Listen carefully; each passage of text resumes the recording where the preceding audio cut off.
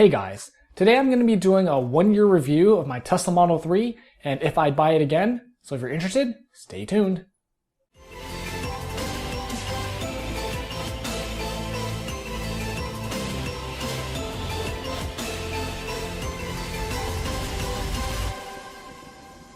So how I'm going to do this is I'm going to talk about different aspects of the car, including maintenance, operating costs, quality, range, and my overall liking of the car.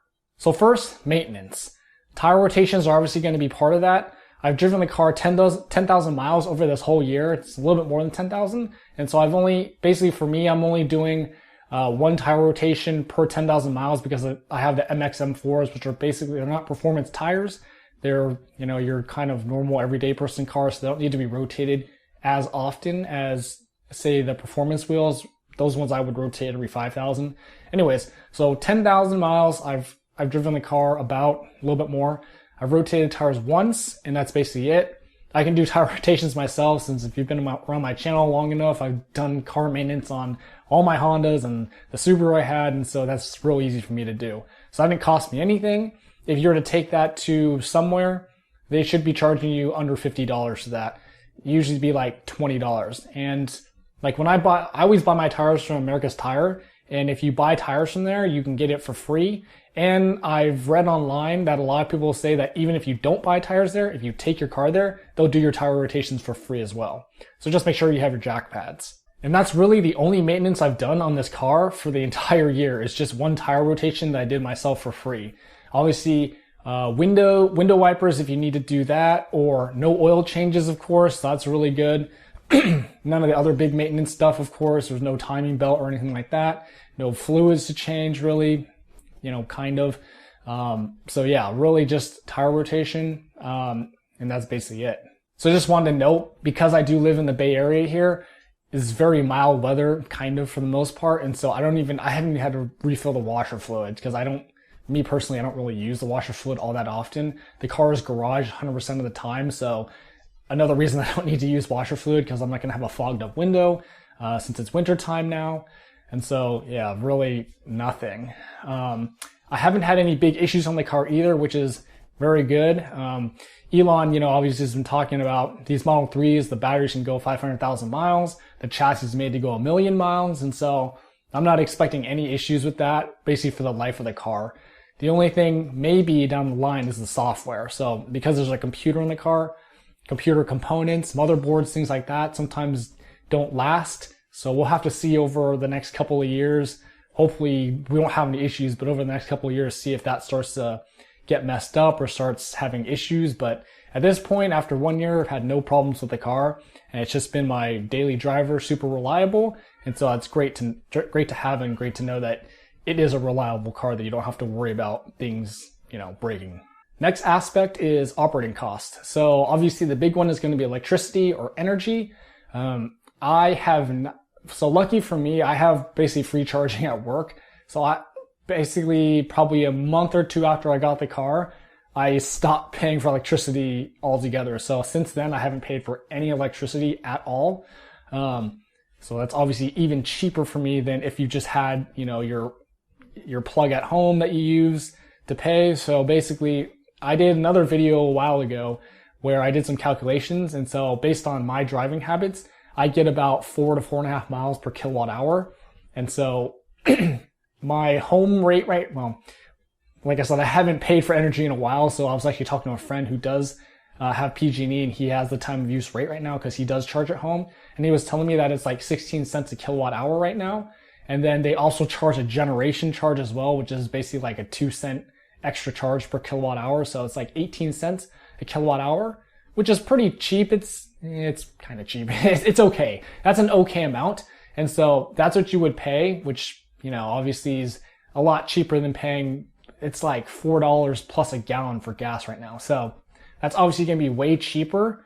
But even for me personally, since I've kind of, came into this whole EV world, I've been looking around at other places to charge. And so if I were to have a time use rate for my PG&E here, it'd be the 16 cents plus the 2 cents.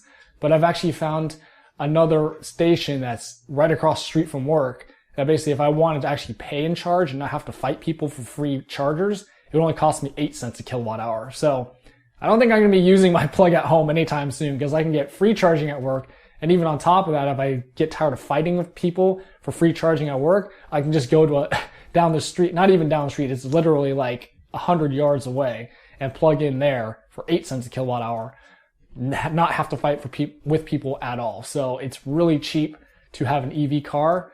Obviously the only problem with that is the upfront cost. So you all know basically these cars aren't ultra cheap.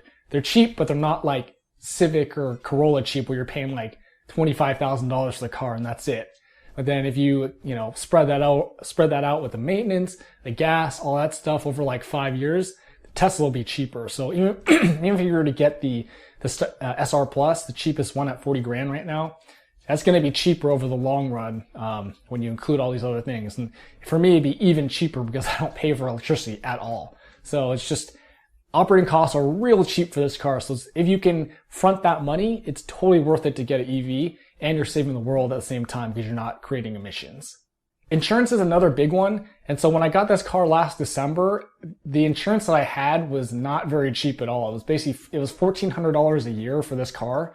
And at the time, I already knew that wasn't really that cheap, but in another video, I mentioned that basically we have like multi-policies because we've got all these different assets and things. And so for me, I was like, I'm not going to go shop all my stuff because basically our car insurance is linked to our house insurance and we have like a whole like multi-policy discount. So I wasn't going to shop everything again because I just did it like a month before just to try and get a cheaper rate for one car. So I was like, I'm not going to deal with that for now. And so basically it's been a year now and we renewed our insurance with the same insurance company. But since the Tesla has so much more data now over a year, the insurance is actually a lot cheaper now. So basically this whole year, my insurance is only like $850 a year, which is basically the same amount as the WRX STI that I traded in and my Civic. So basically this car now is as cheap as any of the other cars that I've had that are like, 10 plus years old. So that just shows you how safe these cars are and that the insurance industry is seeing that with the data that NHTSA has actually been giving them. So that's great. And basically, if you get a Tesla, you can hopefully, insurance is obviously based on each individual person, but hopefully your insurance will be as cheap or maybe just a little bit more expensive than the car you're trading in or, the car you're replacing the Tesla for. Next aspect is quality. And basically the car, for me, looks exactly the same as day one. Obviously having a garage really helps because then it doesn't get beat up by the weather, especially because it's getting colder now. So that's great. The car still feels really solid. It drives really well. Steering is really good. Acceleration, of course, is really smooth and really powerful. The brakes work great. It still feels like the same as day one. I really like the interior as well. The vegan leather seats are really nice.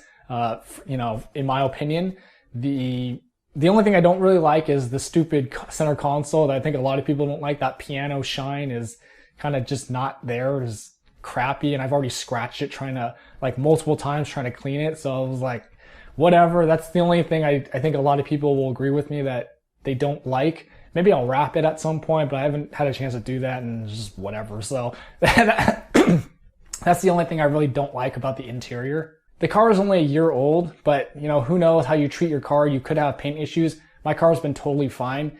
No paint issues. Like I said, I garage it every day. So I'm sure that really helps without the car being outside all the time, getting beat on the sun. The product I do use when I wash the car is Wash Wax All, which I think works really well because it does have a wax, kind of product in it. So every time you wash the car and you spray it on there, it's kind of like you're protecting the clear coat every time you wash it. So that product has worked really well for me. Like I said, the paint is looking great and still looks the same. The only one caveat I want to mention is basically I'm saying the paint looks great and all that stuff, but there are dings in the front. Obviously because when you drive, there's going to be rocks flying up, trucks and whatnot, whatever. So there are some dings in the front, but I think that's just normal wear and tear. I don't have PPF, paint protection film. Yeah, PPF or ceramic coat on the car. So it's just plain. I just feel like for me personally, a car is it's something you drive and you want to take care of it, obviously, but things like that are going to get dinged up anyways. I didn't feel like spending all this extra money on PPF and ceramic coating and all that stuff is really worth it for how much it costs. So if you want to do that because you're a supercar enthusiast and you want to keep your car like pristine, mint, like no dents or anything, go ahead and do something like that. But for me, I just felt like that wasn't really worth the money because the car is a car. It's going to get kind of beat up anyways. But I try to take care of it as much as I can without spending that much money on things like that. One thing I always do think about with quality is basically, like I said, my car is garage all the time. So I know the paint will be fine for the lifetime of the car. Now, a lot of people who live in apartments or condos, or they just aren't lucky enough to have an actual garage parking spot, and they do have to park their car outside 100% of the time.